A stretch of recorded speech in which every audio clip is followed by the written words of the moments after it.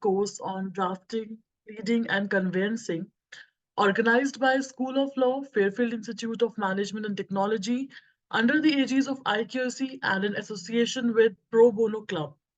Today, we have with us our esteemed speaker, Ms. Mayuri Raghuvanshi for Module 2, who shall be speaking on the topic Pleadings in Supreme Court. She is an advocate on record at Supreme Court and also in the Senior Counsel panel of State of Uttar Pradesh. She is also an expert member of internal complaint committees of POSH constituted by Rashtrapati Bhavan, India Brand Equity Foundation, Ministry of Commerce and Industry, and Wildlife Crime Control Bureau. Additionally, she is an honorary faculty with Symbiosis Law School, Noida, Institute of Secretariat Training and Management, New Delhi, and Judicial Training and Research Institute, Lucknow. We wholeheartedly welcome you, ma'am. You can switch on your camera and I shall be sharing the PPT as you asked me to. Am I visible now? Yes, ma'am, you are completely visible. You want me to share the PPT? Yes, please. Yes, I'm doing it in a minute, ma'am.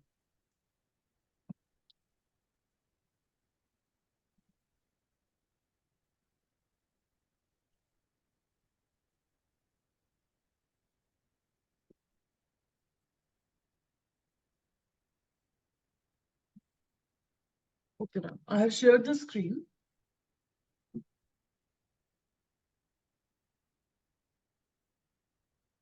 Is the screen visible to you, ma'am? Yes, it is. Thank you. Why don't we do it like this? Allow my associate here.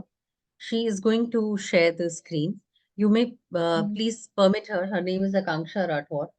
Yeah, sure, ma'am. She can join the meeting, and I will give her the right to share the PPT. Yes, so that it will become easier. Okay.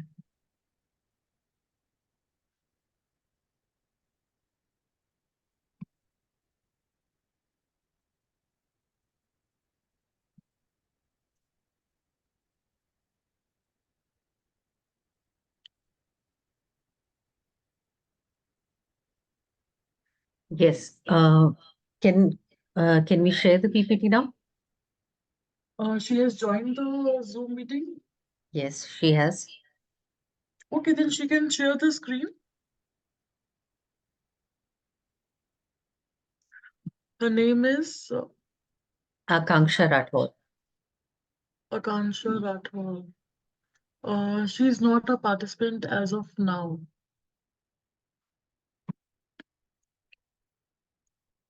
Akansha Rathore, yeah, she has joined. I have made her a co-host. Now she can share her screen.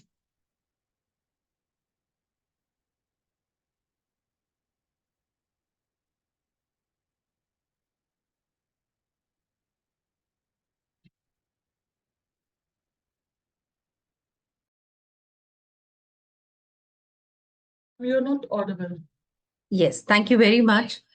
Before we start, given the paucity of time, it is not possible for us to cover a lot of things that we do in Supreme Court for the purposes of, or the kind of work that we do or the kind of pleadings we file. But what I have tried to do is I have tried to give an overview and share with you what is the most often drafted pleadings. So the structure of this schedule is like this, that I'll give you an overview, and then I'll take you in detail to some of the aspects which we deal very often, which are considered to be sometimes the most important drafts. Because if you take out the cause list of the Supreme Court, those are the drafts that you will find. Those are the matters, that you see repeatedly being filed or being there in the process. Then I'll share some samples drafts also with you. In case you have any questions, please do not hesitate to raise your hand in between or at the end, which I understand has been kept exclusively for a question answer session, which I understand I have 40 minutes to go, and the rest of the program is earmarked for question answers. Am I right?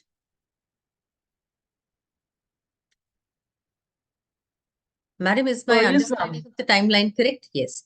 Thank Yes, you. ma'am, it is absolutely So, correct. yes. So to begin with, pleadings in Supreme Court is very different from the way we draft pleadings anywhere else. And the reason for this is predominantly because the jurisdiction or the kind of work that Supreme Court does is very different from the other courts. So how do we understand what are the matters which are to be filed? Now, essentially, I know you would have, since I'm taking a very specialized course, but because before going into details of a exclusive Supreme Court drafting, let us understand what drafting is all about. Now, if I have to ask, let's say a group of you here, identify two skills which are most important for drafting as a lawyer, what that two skills would be. Anybody? Ma'am, good vocabulary. Yes, good vocabulary. So let's generalize it further. Good English, a good command over language. English in case of Supreme Court, because that's the language of court. And apart from that? Simplest language. Okay, I don't know how simple law can be there, but yes, language. Let's go for language. That's true. And anything else other than language? Anyone? Arranging facts in sequence. Yes, yes, of course, an ability to put your thoughts in a coherent manner. Let's put it like this. And Ma'am, not hiding the material facts. yes, that's all. That's ethics. That's ethics. But it is so. Let's say there are two aspects of a drafting. One aspect, as we all have, identified in different ways, is language. Why language? Because as Lord Denning said, it's the tool of the trade. Just as a carpenter needs some tools, or a painter who comes to your house, to paint the wall, needs some tools. Your tools as a lawyer is your language. We play with words. If we don't know how to play with words, we have no role in this business. So the first and the most important thing is language. How well read you are, how good your command over language is. And language is a very interesting thing to start with.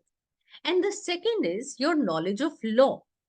Because your draft and your drafting skill is a reflection of your ability as a lawyer. Drafting is very often a very understated skill of a lawyer. Whenever we think of a lawyer, we think, somebody, who can speak very well. We always, in our mind, we think that a good lawyer is a person who can speak very well. But more often you will realize that any, seasoned lawyer will tell you again and again that more than speaking in court, it is remaining quiet in court, or to know when not to speak in court, is what's going to win you the matters. Secondly, I have not come across any good arguing counsel who puts his fact, who is a bad drafting counsel. So drafting a petition is the prerequisite to become a good arguing counsel. One can never become a good arguing counsel until and unless one has mastered the skill of drafting. This is for a number of reasons. Well, to begin with, the kind of work we do, it is a very specific to a person. What I may be comfortable, my style of putting a fact across will be different from yours. So it is, again, there are no straitjacket formula. That's why when you go to a senior's chamber, or when you join a lawyer's office, unlike if suppose you had done an MBA in marketing and you would have joined a company, there is a set format that you will have to follow. But in litigation, there is no thing is all about, because when we are going to look at the drafts, that's exactly something that I want to emphasize before we get into the details, that drafting is not just about knowing the minor details or the format. Very often we confuse drafting means that I should know the format. I can just take out, very often we make a phone call to our friends and say, do you have a sample 136 petition? Have you ever drafted a SLB? Just share a draft with me. But we think that that's the way it is to be drafted. No.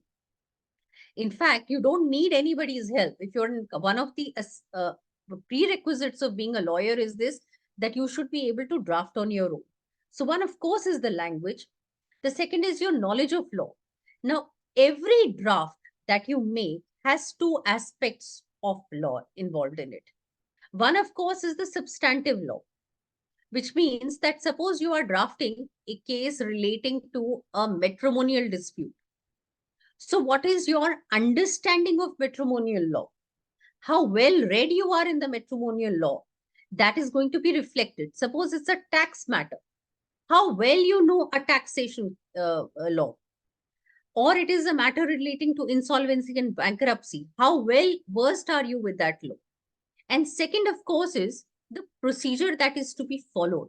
Now, irrespective, and Supreme Court is no different, but irrespective of any draft that you want to make, these are the two aspects you have to cover. The substantive portion of law, which you will highlight in the draft. And second is the procedure, which means that why are you making this draft? So suppose if I want to file a petition in Supreme Court, I should know under what provision of law I am filing that petition, because the draft of that petition will be decided. The format and the essential ingredients, what I'm going to draft, will be decided by the fact that under what provision of law I am filing this case. So that's the first and the foremost thing we need to identify. So in Supreme Court, the things are a little different for a very simple reason, that the jurisdiction of the Supreme Court is defined in the Constitution of India. Now, if you look at the Constitution,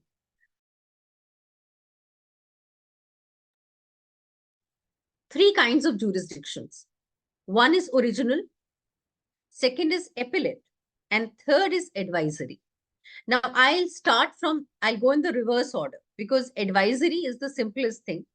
Advisory means that under Article 143, the President has the power to consult Supreme Court, which means if a President wants an answer or the opinion of the court, typically on a question of law, that's where they can ask Supreme Court will hold a case. The case goes on just like any other normal case, like a proceeding in an open court.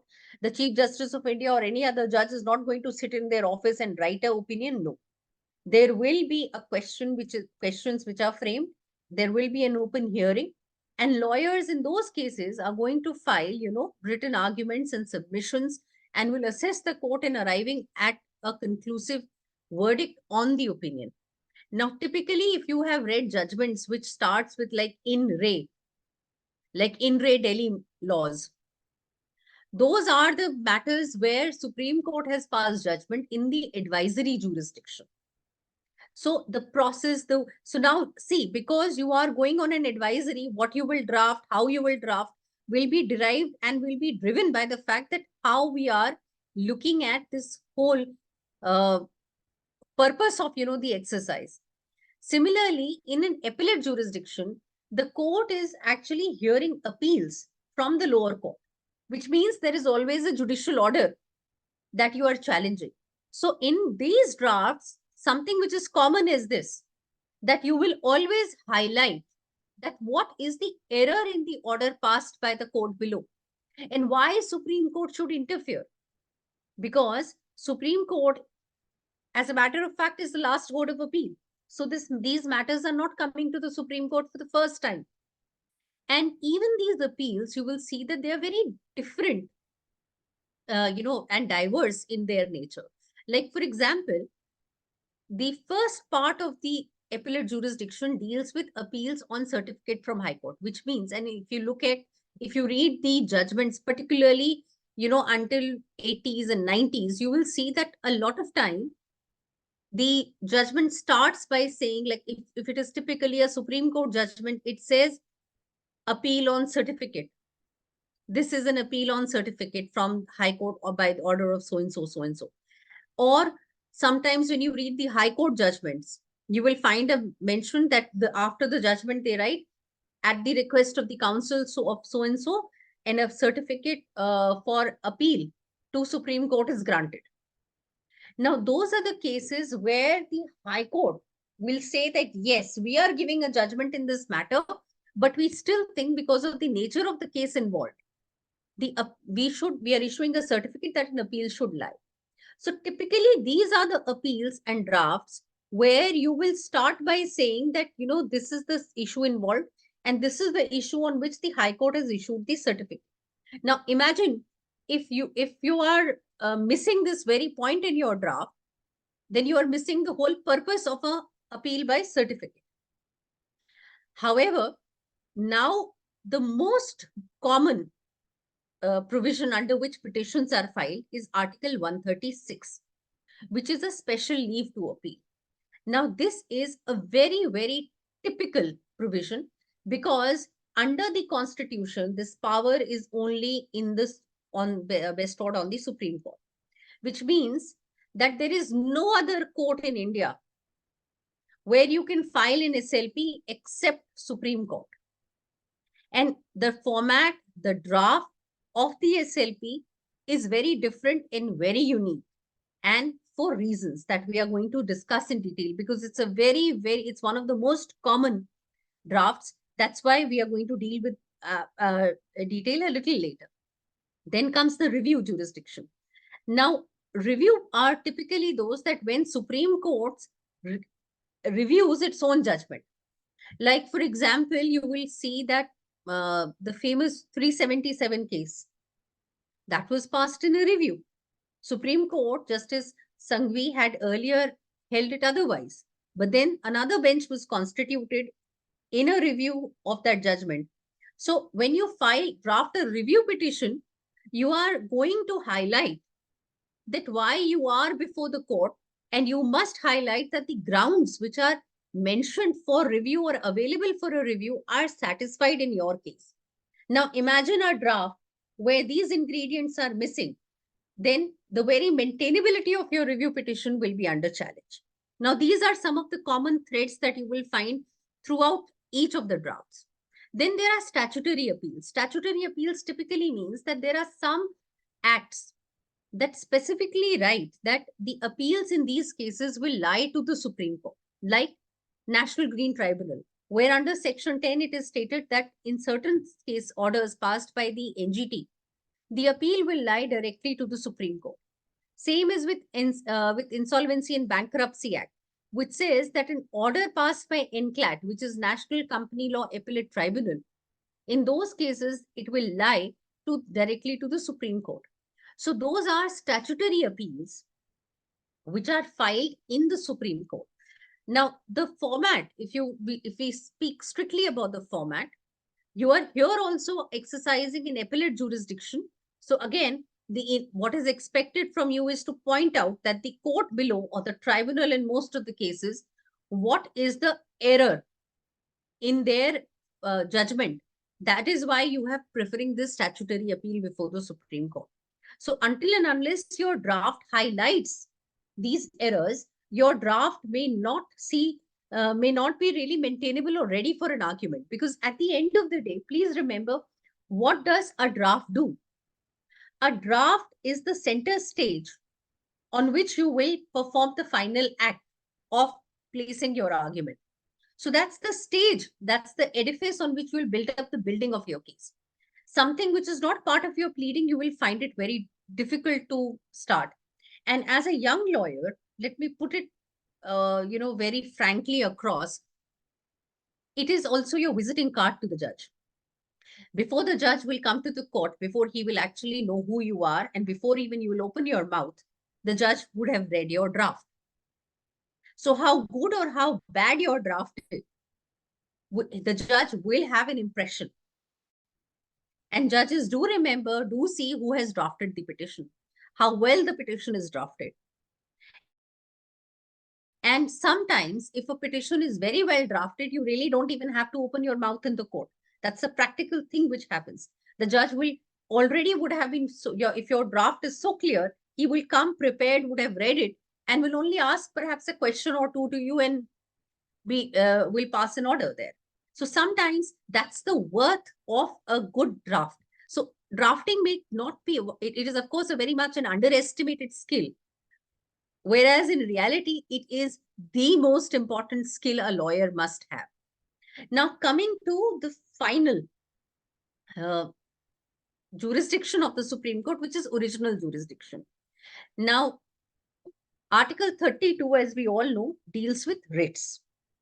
Now, you also have writs that can be filed in the High Court, but the writ jurisdiction of the High Court and the writ jurisdiction of the Supreme Court is different. And therefore, how you draft a writ petition in a High Court has to be different from how you draft a writ petition in the Supreme Court. Because sometimes if you simply take do a three-idiot kind of a thing and take a draft from a draft writ petition filed in the High Court, and you do a complete Control F replace, and you try to replace 226 with 32, you will fall flat there. Because that's where a petition under 32 may not be maintainable if you're going to draft it on the lines of a petition filed under 226. And what are those ingredients and why it is so, we'll deal with this a little later. Then Article 71, which deals with elections of presidents and vice president. So if there is ever a dispute, which once had been the case in the history, if there is ever a dispute between the with respect to election of vice president or president of India, then also those petitions that we call election petitions are also filed only in Supreme Court under Article 71. Then, of course, we have suits between two states, suits between the union government on one side and the one or more states on the other side. And then we have transfer petitions. Now, most often, a young lawyer in Supreme Court will be dealing with writs, will be dealing sometimes with suits, particularly if you're a standing counsel. You will be dealing with transfer petitions very often. But most of the time, the transfer petitions that you see in Supreme Court are filed under CPC or CRBC, depending upon you are seeking transfer of a civil matter or a criminal matter. And you invoke that jurisdiction when you are seeking transfer from one state to the other. So, for example, there is a matter, let's say, pending in UP, and you want the transfer of that case from a city in Maharashtra. So that's where you will file a petition in Supreme Court. However, suppose there is a matter involving, say, a common issue. Let's say today Supreme Court has delivered a matter on electoral bonds. Now, suppose there were writ petitions filed in different high courts on electoral bonds. Then, under Article 139, a lawyer can make an application or transfer petition to the Supreme Court and say, look, on behalf of a client, saying that this matter is pending in so many high courts. Let's say it's pending in Bombay, Delhi, Madras. Let it be transferred to the Supreme Court because there is a similar matter in Supreme Court. Or Supreme Court can also, transfer matters from all the high courts to one place, to one high court. Let's say High Court of Delhi. So that in those cases, when you're going to draft a transfer petition, the most important thing that you will highlight then is you will point out that what is the case you want to transfer and why you want to transfer. What are the similar matters that needs to be transferred? So all these details, if they are missing in your draft, then your transfer petition per se, you have not made a ground for transfer. You have not made a case for relief. So essentially, you will see that how you will draft a petition depends upon under what provision you are making that petition and the purpose for which you are making the petition. Now, let's go a step further there. One is the Constitution, because all the jurisdiction comes from the Constitution. Now, Article 145 states that Supreme Court has power to frame rules. governing the practice. Now, most of the courts you will find, whether it is Delhi High Court or sometimes tribunal, they also have their practice rules. So we are no different. So essentially, when you're looking forward to draft a matter before a particular court, the first and the foremost thing that a lawyer will generally do is identify the act and then find out what is the practice there. Practice will be defined in the rules.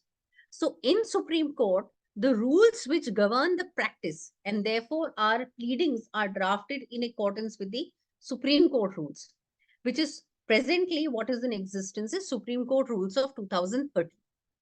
And it is for this reason that CPC and CRPC has very limited application in our drafts.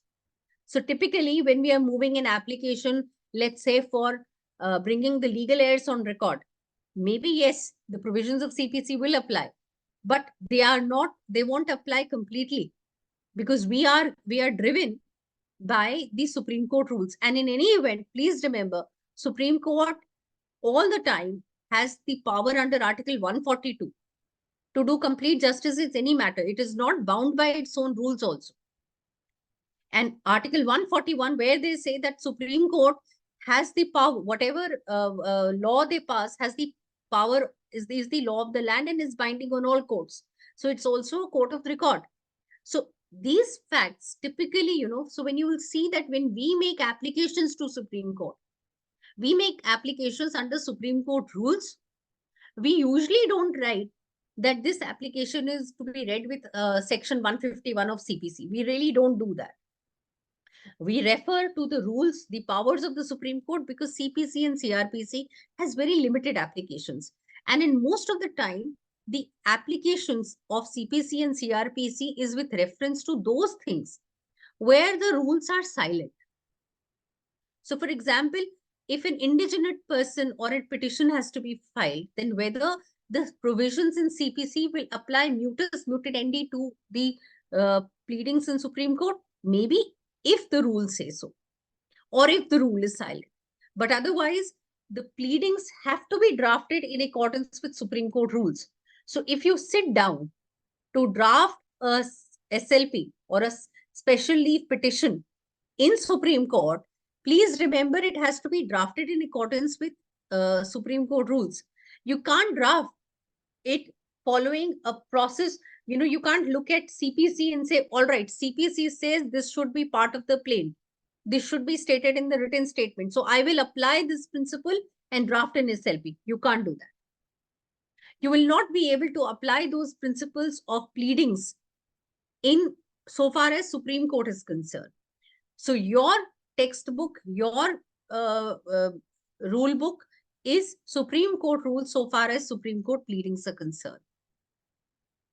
Now, coming to the first most important jurisdiction, because this is the jurisdiction that we are known for, that is Article 32. Now, even high courts have a jurisdiction, but if you look at the Constitution, you will see the difference there is that in Supreme Court, you come for enforcement of a fundamental right. Unlike High Court, which is under 226. So what is the sum total effect? If you are drafting a petition under Article 32, which by the way is also a fundamental right guarantee, your right to approach Supreme Court under Article 32 is also a fundamental right guaranteed under the Part 3. But while drafting as a lawyer, if you miss or if you fail to point out which fundamental right you are seeking to enforce, then your petition per se is not maintainable in Supreme Court. Now, this kind of a requirement is not sacrosanct when you file or when you draft a writ under 226, because the jurisdiction of the High Court or the scope of the High Court is much wider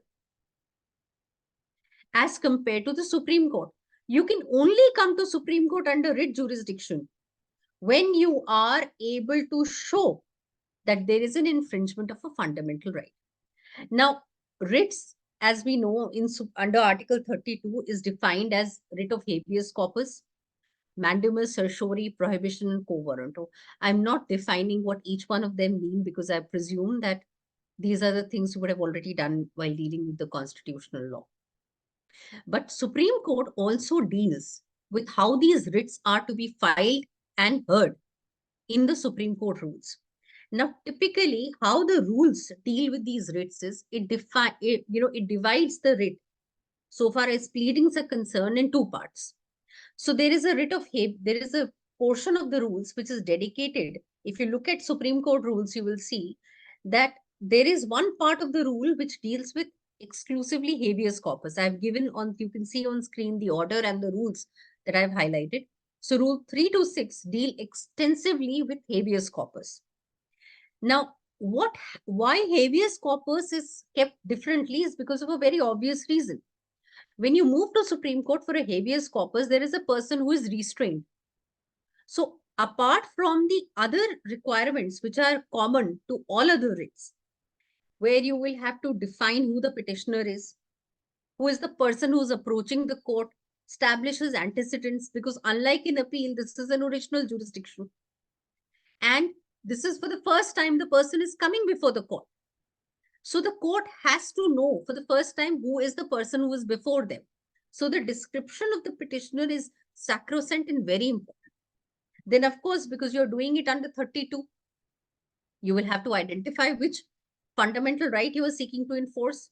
Then what exactly your relief is. Because your relief has to be a tangible relief. If it is not a relief which can be granted by the court, or it is something which does not fall within the purview of the court, then also your petition is not maintainable. So a lot of thought has to be gone while drafting any matter, any petition, that what your relief would be. So for example, if I am seeking to set aside a law, I will say this law be declared ultra vires the Constitution. This is going to be my relief. And then I will frame grounds explaining why this relief should be granted to me. In what is the basis, what is the legal basis on which I'm asking for this relief. But suppose your relief is very intangible.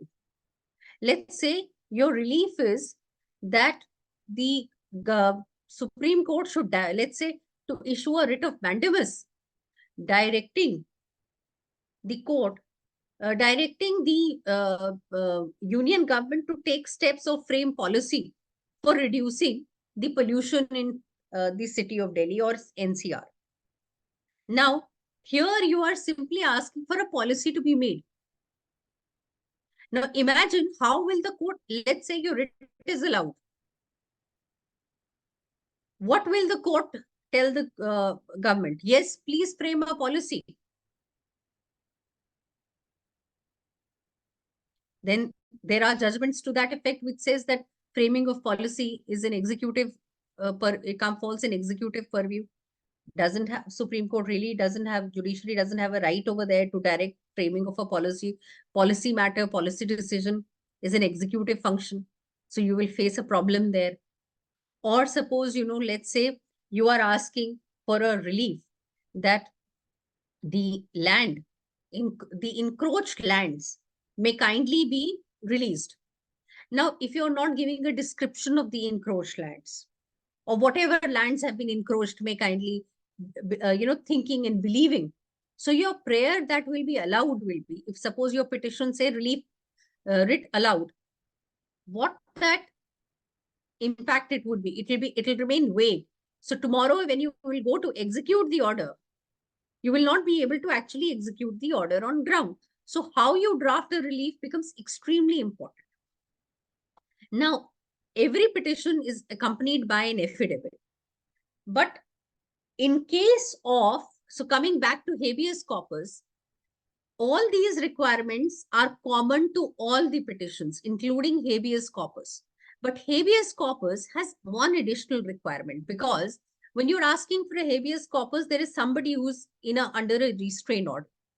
So your habeas corpus petition and the affidavit accompanying it must state that what are the circumstances in which the person is restrained. And if the affidavit is not filed by the person because the person is restrained, then you must state that also in the affidavit, in the application. So as you can see, what you write is because why you are in the court, what you want from the court. So at each step, if you look at it, analyze it, you will find your drafting will be, divided. You can actually divide your draft into a step-by-step process. Ask you, so let's say a person walks in your chamber or in your office and asks you to draft something for you. That, Vakil Saab, you want to file a case. Now, the first thing would be what your case is, what relief you want, who you are.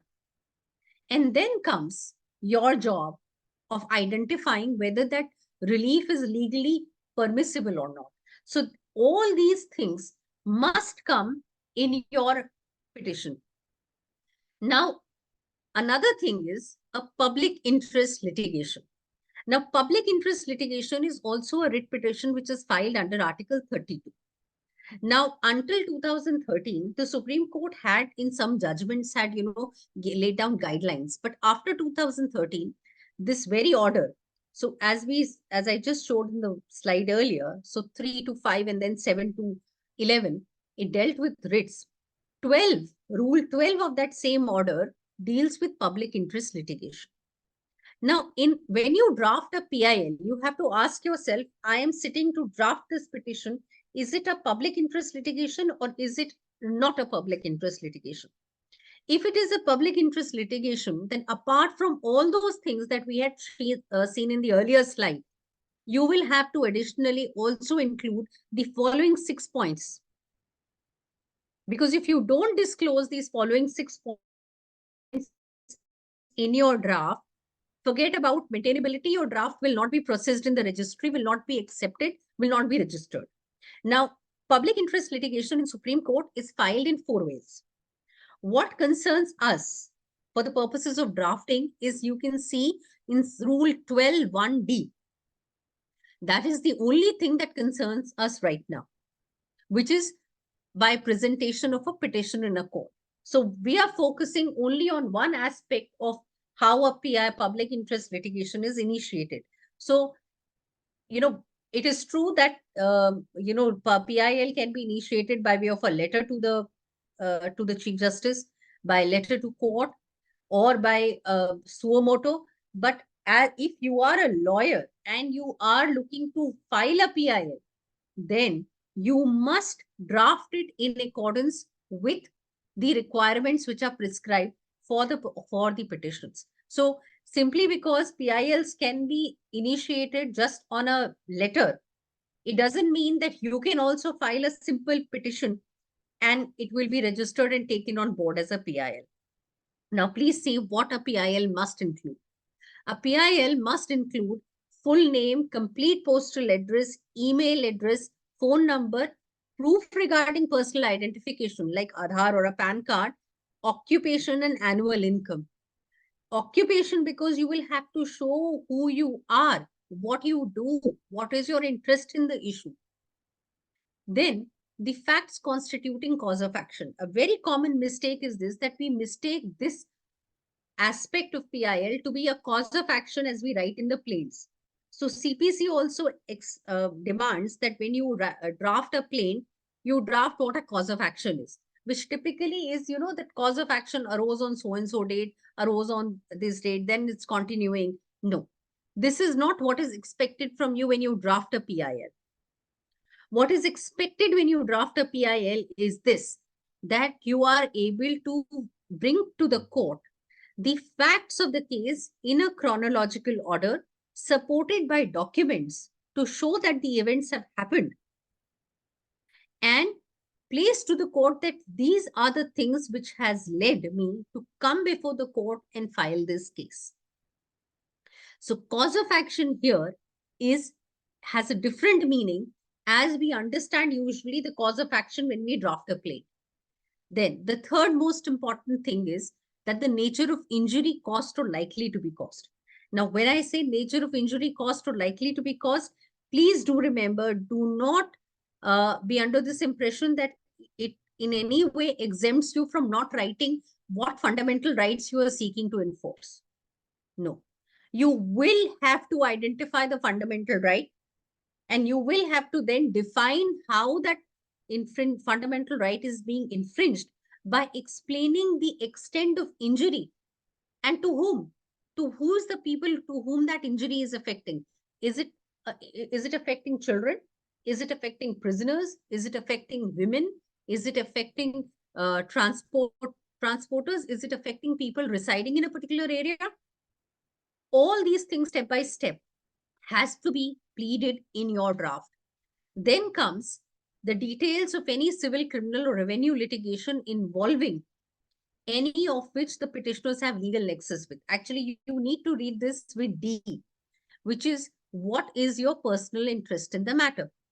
Will the outcome of this case will you derive any personal benefit out of it? Would your client derive any personal benefit out of it? Then, if you look at F, it talks about whether a concerned government authority was moved for relief. So this typically in common language, common parlance means representation. That whether before coming to the court, did you really make a representation to a government authority? So let's say you agree by the pollution in your city and you are seeking, cleaning of, you're asking your relief, let's say, hypothetically, is asking that the buses may be replaced by electrically driven buses to bring down the pollution in the city. So did you make an application to the concerned government, which could be Delhi government if you're living in Delhi, asking them, to replace it with electrically driven buses? And what was their response? Lastly, all this that you have written has to be stated also on an affidavit. So when you file an affidavit, typically your affidavit will also include these things.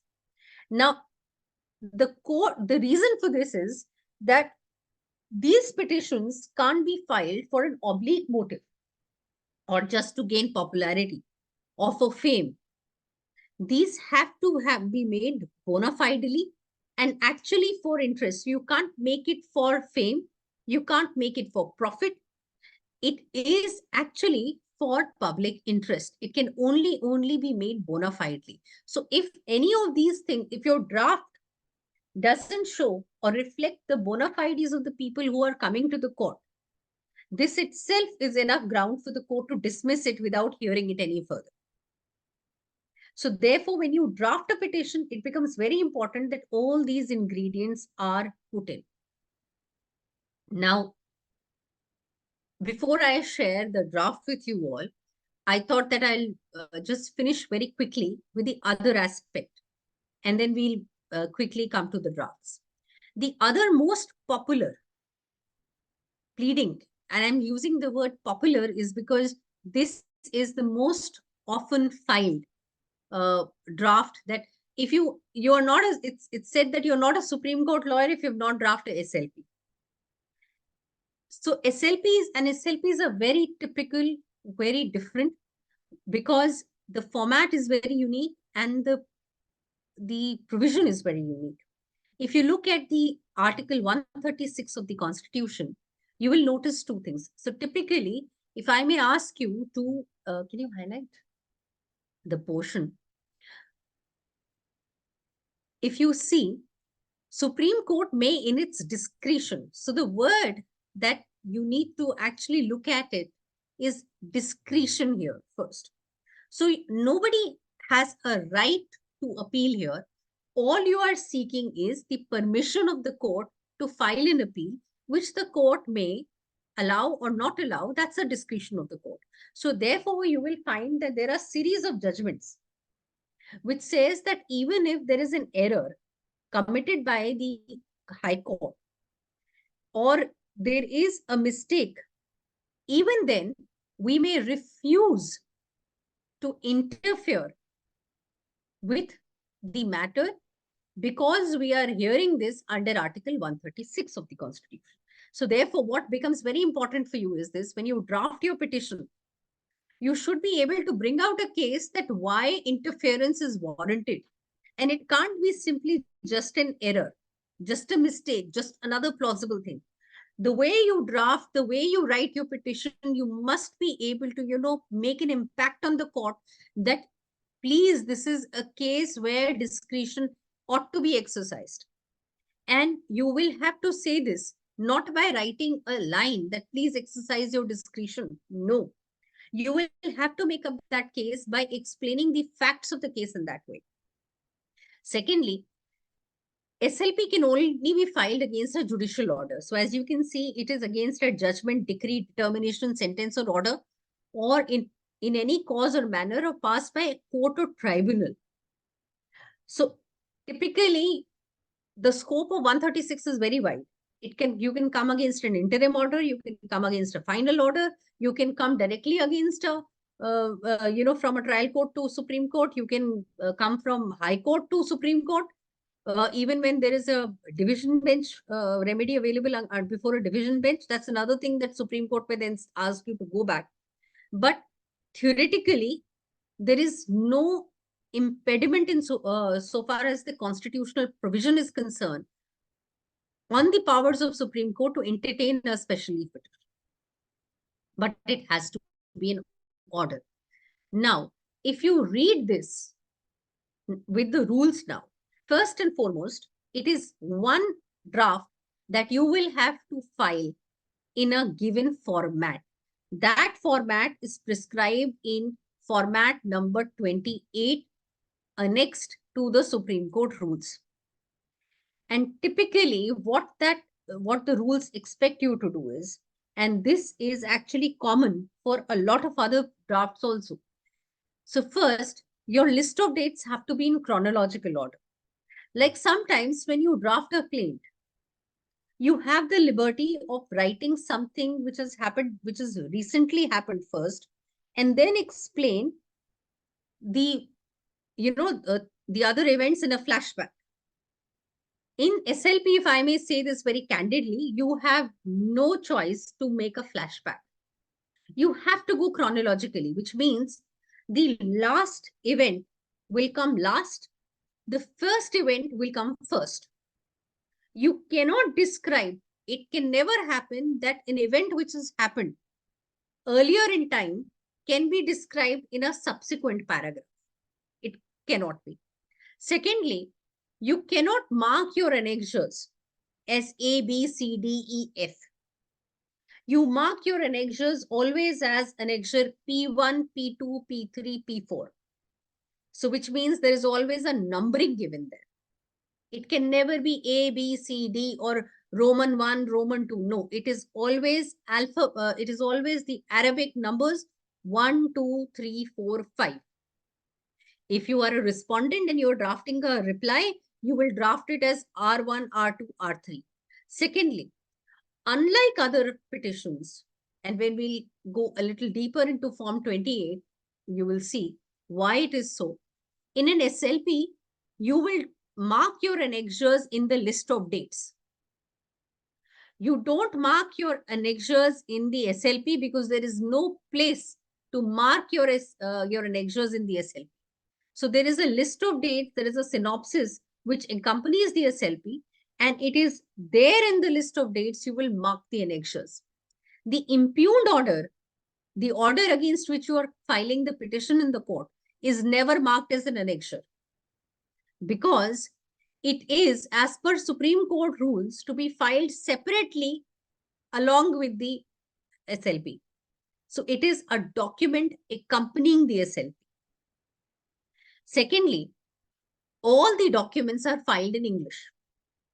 If there is any document which was in Hindi originally, then you will get it translated. The advocate will certify that each document is a true copy, is a true and correct English translation of that copy. And all the rules, bylaws, the English version of those rules are filed in appendix. Unlike trial court, like when you file a plaint or a WS, each of the party, you will have to draft a separate affidavit for each one of them. In Supreme Court, the Supreme Court rule says that one party, one petitioner can file the affidavit on behalf of the others, provided he is authorized by them to do so. Then, essentially, there is an order also in which you will draft. So suppose you are drafting a writ petition, drafting a SLP, your list of dates have to come before the SLP. It can never happen that you will file you will draft a SLP, the SLP will come first, and the list of dates will be filed in the end. There is a particular order which is provided in the Supreme Court rules, and the drafting has to follow that rule. Now, very quickly, if I can share with you a sample SLP to show you how this is put in practice.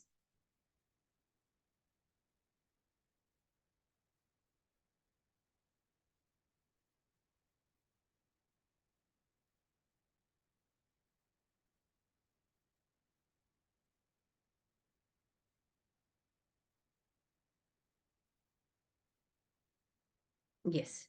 So this is how typically an SLP is filed. Now, this is the list of dates. As you can see, I have made a small synopsis right in the beginning, where I'm giving a brief of what my case is all about. Now, since this is an SLP against an order passed by the High Court of Odisha, I'm identifying that I am impugning this order. Then I'm making a list of what is that, what is error in the order. Yes. And now please see here. I'm starting with the facts of the case chronologically. So when you see chronologically, you will see that the first event comes first. For example, the first event here is an event of 1966. Go down and see how I have annexed. This is the annexure, true copy of a relevant extract of the memorandum is marked as P1. And then I'm mentioning the page numbers where these documents are to be found in the petition. Then the next date after 66 is 86. Go down. Again, you will see how the annexures are marked in the list of dates. Then come down. From 86, the next date is again in 87. Go down. Then again, from 87 to 88, I am referring to an event which has happened, and I am annexing all these documents. Please remember, sometimes in High Court or in other courts, it is permissible that you can mark a lot of documents. So there are, let's say, 4 or 5 letters. You put all that letters together and mark them as colli, which we call collectively. When you say the correspondences are marked and annexed here to as annexure A collectively. Now, under the Supreme Court rules, when you are drafting a petition, whether it is SLP, whether it is writ petition, whether it is transfer petition, you cannot mark any document collectively. You have to mark every document is to be marked separately. That is why you will see that here in this draft, each of the letter, each of the inquiry proceeding is marked separately and is given a separate date. And against each of the document, it is specified that the page number where in the paper book, the document will be filed. So when you are, of course, drafting, you will not be able to fill the page number. But you should know that there is a place where left out where ultimately when you will file the matter, you will have to put in the page numberings. Go down. Now, this is how the whole annexures are defined. Now, I'll come to the last part, the impugned order. Just go a little, show the impugned order. This is where I am defining the order which I have challenged. But you will notice that I have not annexed that document here. The document is not marked as an annexure. While all other documents, the writ petition was marked as an annexure, the order of the industrial court was marked as an annexure, but the order of the High Court against which I am filing the SLP is not marked as an annexure. And this is because you will see on the next page, that document is the first document from where the numbering will start. So it is number 1 in the list of paper books. And immediately where this impugned order will end, you will find the SLP will start from here. Now, this is the SLP. The first is the page number. Now, typically, this SLP is what is in accordance with form number 28. Now, form 28 is very typical because form 28 is so much in detail that it says that the SLP has to be in 8 paragraphs, which means all SLPs, irrespective of what the matter is, whether it's a big matter, small matter, matrimonial matter, criminal matter, civil matter, only 8 paragraphs are permissible in an SLP. There can't be 6 paragraphs. There can't be 10 paragraphs. Every SLP only has 8 paragraphs. Secondly, the memo of party, as it is defined, there is the Form 28 is so much in detail that it tells you exactly how you will define the memo of parties. So, for example, when you are drafting an SLP, you will have to tell the court that what was the position before. So, I've written here High Court because this is the court against which I filed the appeal. If you will look at Form 28, in this column, the first column, it says where underneath position of parties, it says position of the parties before the court against which the order is appealed.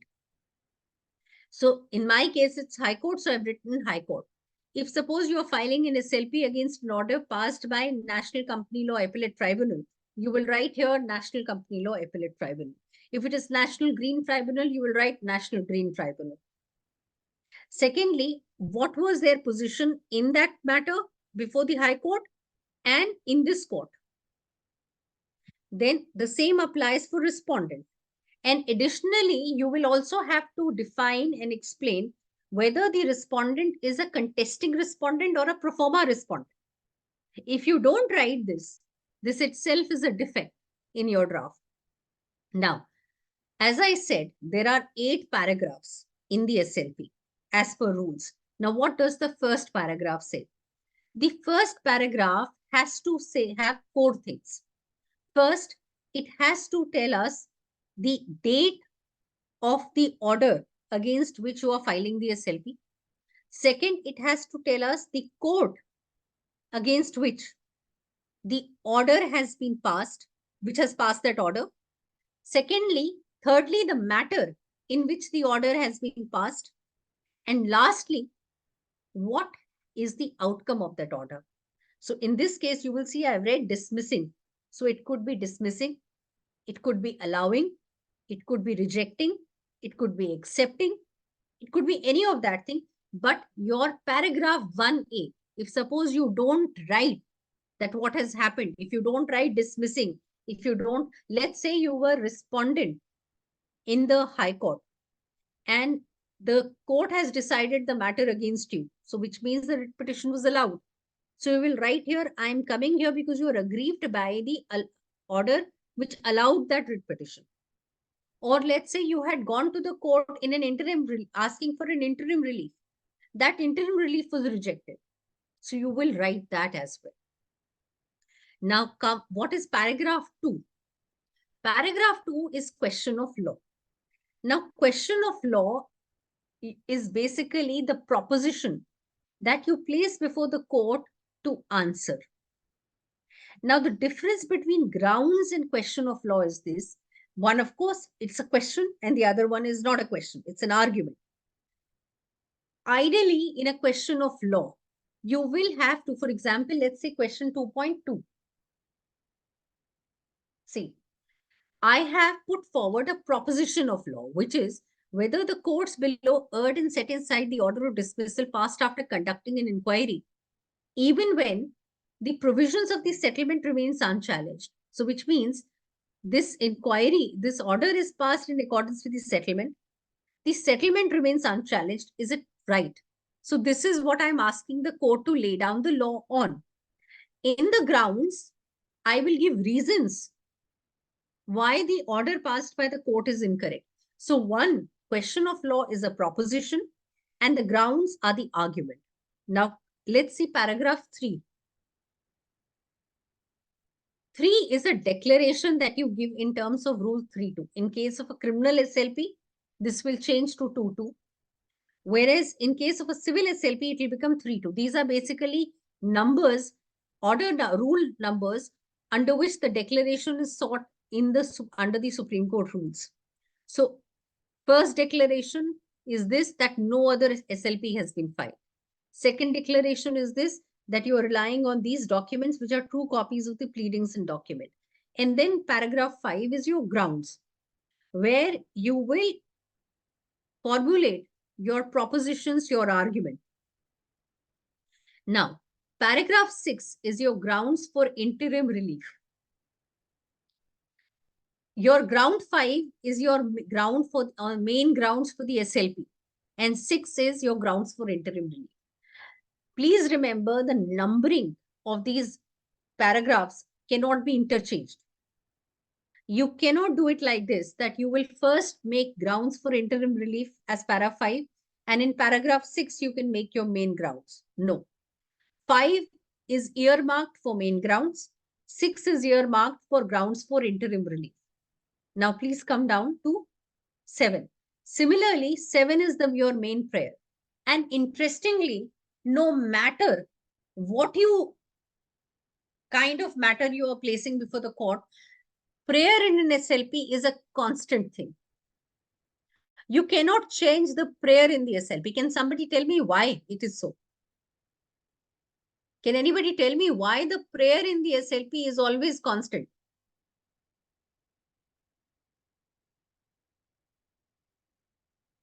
Anyone?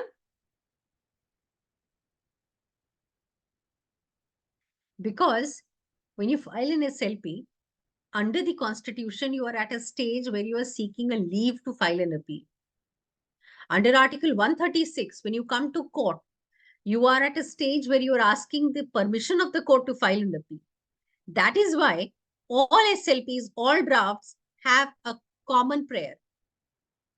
Irrespective of what you want from the court ultimately, whether you want the marriage to be dissolved, whether you want a resolution plan to be set aside, at this stage, when you make an SLP, you're only asking for the permission of the court to file an appeal against an order.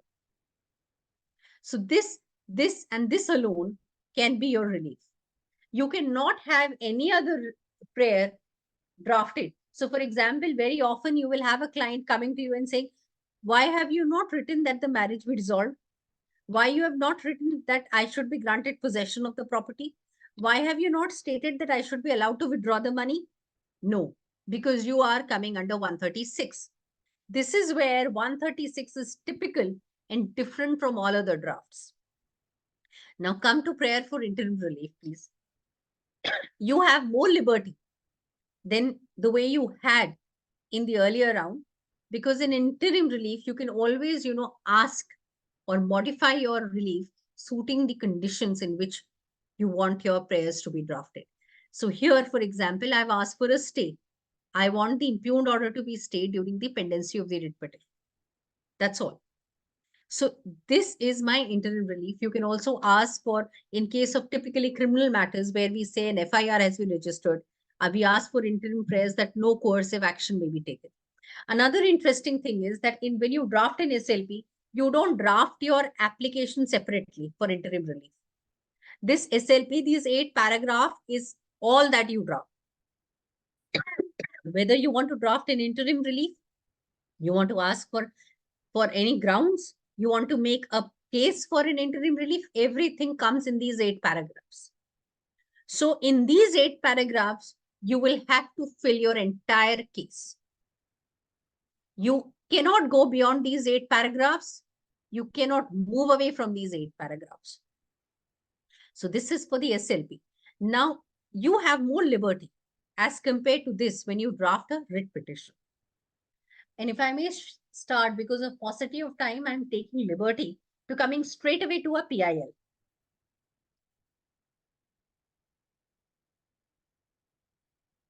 So in a PIL, you have all the ingredients that you will see in a writ petition. But additionally, those 6 points that we had highlighted in the Supreme Court rules. So go to the PIL. This is not the, I want that sedation wala, Aparna Bhatts.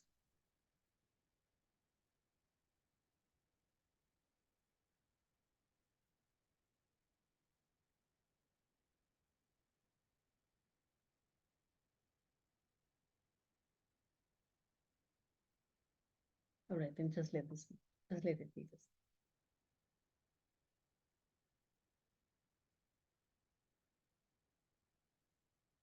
Okay. Now, this is a public interest litigation. Now, this public interest litigation, so if you will go down, we'll start from, this also has a synopsis and a list of dates. Now, please see, the difference here is in the synopsis. So the synopsis is the same, just as we saw in the SLP. But if you see the list of dates here, let's come down. These list of dates are also in a chronological order. But you will not find the annexures marked here. Because unlike SLP, when you draft a writ petition, the annexures go in the body of the petition. Now come to, this is the memo of party. Because it's not in Form 28, I have the liberty and benefit of defining who my parties are. And I also have a benefit of just writing down who the contesting parties are and end the matter there. Also because, see, this is a fresh writ, it is an original jurisdiction under Article 32. So I need not, there is no court below. So there is no question of identifying what was the position of the parties before the court below. Now, let's see how are we going to, what is the skeleton in which we are going to define. The first, as I said, in SLP, you can have as many number of paragraphs. You don't have the liberty, but in writ petitions, you can have as many number of paragraphs. So typically, if you see here, what I have done in the first paragraph is you have a liberty to start your writ in whatever way you want. At the end, you must disclose all those 6 ingredients which are there, but you have a liberty, much more liberty than in case of an SLP. So for example, I have taken the liberty of first defining what I want from the court, which article, which fundamental right I'm seeking to enforce, and I'm also referring to principles, directive principles of state policy, because mine is a case which deals with wildlife. Now, here if you see in paragraph 3, I have disclosed the details of the petitioners as is expected under the Supreme Court rules.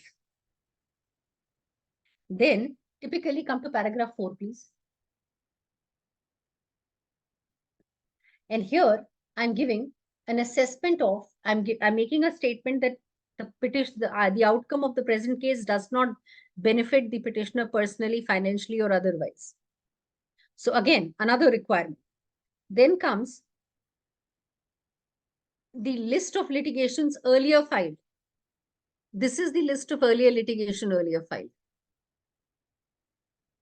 Now you have a liberty of placing it anywhere in your petition, but it has to be there somewhere in the petition. Now this is the portion that deals with facts of the case. Now this is that part of the rules that demands the cause of action to come. Now you will see here also I have taken the liberty of explaining things in a chronological order. Of course, I'm talking about the act, I'm talking about the amendment, but again, I'm going chronologically.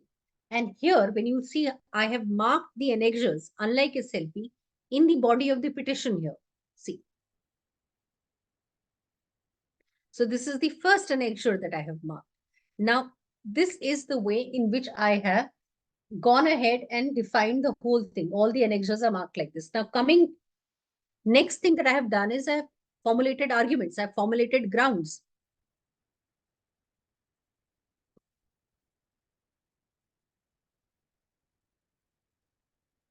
I've highlighted, crystallized the issues. There are some, this is not a sacrosanct requirement. You may not highlight the issues. Since it was a matter pertaining to wildlife, I had formulated the issues. Now, then there are grounds. So here, typically, I have identified the grounds on which I'm going to file the case. Now, another thing is, the question is because High Court and Supreme Court have an overlapping jurisdiction under 226. Now, while all that can be filed under 226 can't be filed under 32. You can go to the High Court under 226 and 227, but you cannot come for all those cases under 32. But everything that you can come under 32, you can also go under 226. So therefore, in your petition, you will also have to make up a case why you are coming to Supreme Court and not going to the High Court. Like in this case, the issue is with respect to National Wildlife Board. the jurisdiction extends to more than one state. Secondly, there is an earlier Supreme Court order under which this board was constituted, and it was said that the meetings be held there. So it is for this reason. Now, this fact has come in my SLP right in the beginning when I've given the details of the case. And that's why I have not taken the liberty of putting that as a ground, because I've already stated it up. You can also write it in the grounds also. So the question is, you have a liberty of whether or not, to writing in a simple, straight English, or putting that in your grounds, or putting that in the facts of your case, but it must come in your pleadings. If it is missing, then your petition may not be maintainable. Now come to the prayers. Now, unlike SLP, here the prayers have to be formulated by the lawyer. So, for example, here I am asking for the National Board of Wildlife to convene its meeting. Why? Because there is an earlier order of the Supreme Court directing them to convene a meeting, and they have not convened it despite that order. So this is my first prayer. Then my second prayer is to review the decision. Now, it is only the National Board of Wildlife, headed by the Prime Minister, that has the power to pass decisions with respect to some of the matters. Now, here, in this case, I had highlighted that instead of the board, it is the standing committee who is passing these decisions, because the board is not meeting. So I'm asking them that board must review all those decisions that they have done, and then quash those notifications, which is ultra vires the Wildlife Protection Act. So the prayers that you are seeking, you can see, are different from the SLP. You will have to formulate them, and all your grounds and other things will be based on this. Now, in terms of the format of the writ is more or less same for all other pleadings. So, which means the thumb rule there is, if you are asking me how, in what paragraph, if I'm drafting a civil appeal, I will of course highlight what is the order, but the annexures are going to be marked in the body of the civil appeal. I can have more than 8 paragraphs, or I can finish my civil appeal in 5 paragraphs if I so desire. Now, all those things are common. So a writ petition that we've now seen in the end, by and large, is a standard. The rules that apply to the pleadings of writ petitions are the same rules that apply by and large to most of the pleadings. What you draft, what ingredients you have to put in will just differ from the fact that under what provision of law you are filing that petition, and what is the substantive provision of law that you are invoking. But by and large, the Supreme Court rules and the requirement under the rules for a draft are the same. So between SLP and writ petition, actually you have covered all the rules prescribed for pleadings filed in Supreme Court. So with this, I think I have already exceeded my time. So I'll put an end. And if there are any questions, you're most welcome to ask. Any student have any question, they can unmute themselves. Yes, ma'am. I have a question. Please When go we ahead, are Saran. filing a case in Supreme Court regarding a civil appeal in Order 45. So, ma'am, the prayer should be same as of SLP or different from SLP? No, I come again. I was not able to hear you. You want to file a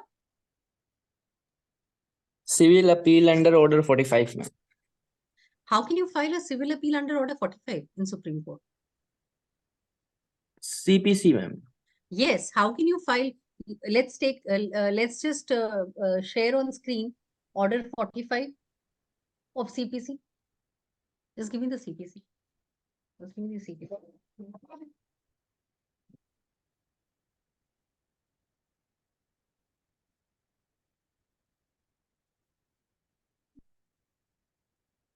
I think he's referring to section 45. Are you referring to section 45 or are you referring to Order 45? Order 45, section 125. take out order 45.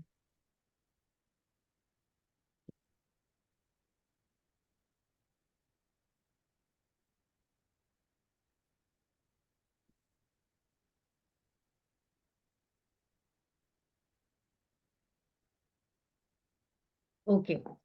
See, this is completely different. This is completely different from what, we are trying. See, this is with reference to the certificate, the appeals which are filed by way of a certificate. Now, in these cases, the format, if you're asking me what that format and your prayer would be, your prayer would be to set aside the order. Unlike your prayer will be different from the prayer you are seeking in the SLP, because in that case, your prayer is to seek a leave. But here, there is already a certificate. Okay. Now here, you will ask, your prayer will be to set aside, allow the appeal and set aside the order dated so and so. Okay. And your format will be the same, which in terms of format, you are going to mark the annexures in the body of the appeal, not in the list of dates. Because you're not filing this under Form 28. Okay, ma'am. Thank you. Good evening, ma'am. Yes. Am I audible? Yes, you are. Ma'am, my name is Sagar Ambika Pandey. First of all, thank you so much, ma'am, for detailed analysis of specially petition and PIL. I had a doubt regarding the difference between the litigating practice under the district court to the practices under the Supreme Court or the High Court. And ideally, when a district court practicing lawyer ready to start practice under Supreme Court or the High Court, ma'am? See, it depends from person to person. This is a question which a lot of people ask. I, for example, started straight away from Supreme Court. And it was while I was working in Supreme Court, I then got some exposure of trial court. So it depends upon where you are getting an opportunity. When you are ready, there is no bar under the law that, okay, you need to draft 50 plaints to become ready to draft a SLP. It's never that way. So it all depends upon when you are, it's just a very individual thing.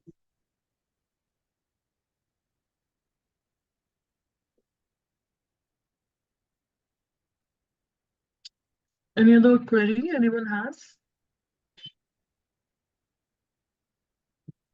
Thank you so much, ma'am. Thank you so much. Thank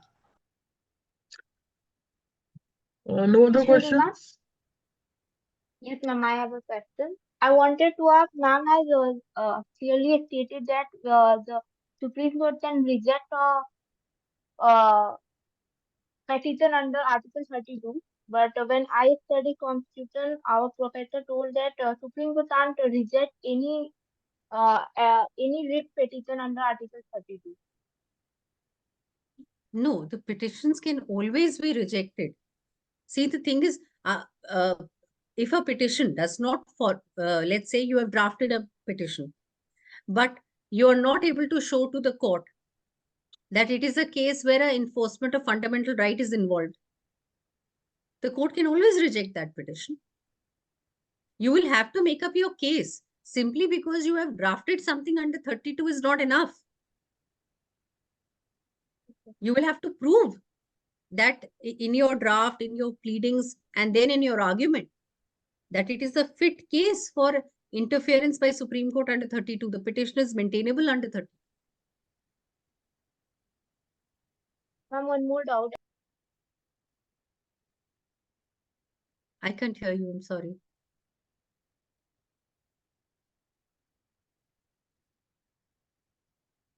Am I audible? Yes, you are audible now.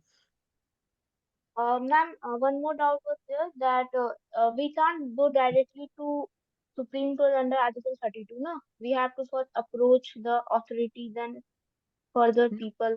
No, see, there is, again, the question is, the Supreme Court rule says that if you are asking for a relief against a particular authority, you must disclose if you've approached them by way of a representation. There is no bar. See, Supreme Article 32 anyway is original jurisdiction. You don't go anywhere Yes, before you go to court. This is the first time you go anywhere is you go to the court. The question is that whether you've had an earlier correspondence with the authority or not. It is not as if, you have to go to somebody or it's an alternative adjudicatory process. It's like this, that suppose I am saying that please set up a pay commission for judges. So it's the Ministry of Finance, Ministry of Law, which will set up a pay commission for judges. I have made a representation requesting them that, look here, 10 years have passed, no pay, the pay of the judges have not been revised, please set it up. They don't set it up. I go to the court, I said that, look here, I had gone to them, made a representation that they should set it up in accordance with the law laid down by this court. They have not done so. So I have come here under 32.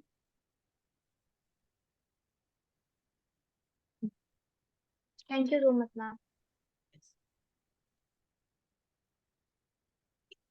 Any other question? I suppose there are no more questions. Yeah, no one has raised their Can I hand. ask one? If you don't Please mind, go can I ahead. ask one more question? Yeah, Ma'am, please actually, go I was ahead. thinking of judicial internship. Hmm. Am I audible? No. Excuse me, ma'am. Yes, Am you I are. audible? Yes, you are. Yes, you are. It was not related to topic. Actually, it is little off the I think topic. we should stick to the topic right now. Yes. Yeah, we should Okay. stick to the topic. Yeah. Okay, any other query? Okay, thank you so much, ma'am. And on behalf of School of Law, FIMT, and IQAC Cell, I would like to extend my sincerest gratitude for taking the time to deliver such an insightful and inspiring lecture. Your expertise and passion was quite evident throughout the 1.5 hours. You spoke about SLPs and RIT, and it was in a very clear and concise manner. And I'm sure our participants must have learned a lot from this lecture. Thank you so much again, ma'am, for joining us today. Thank you. Thank you Thank very you, much. ma'am. Thank you so much, ma'am. Students, you can please fill the feedback form, and it's compulsory to fill the feedback form after the meeting is over.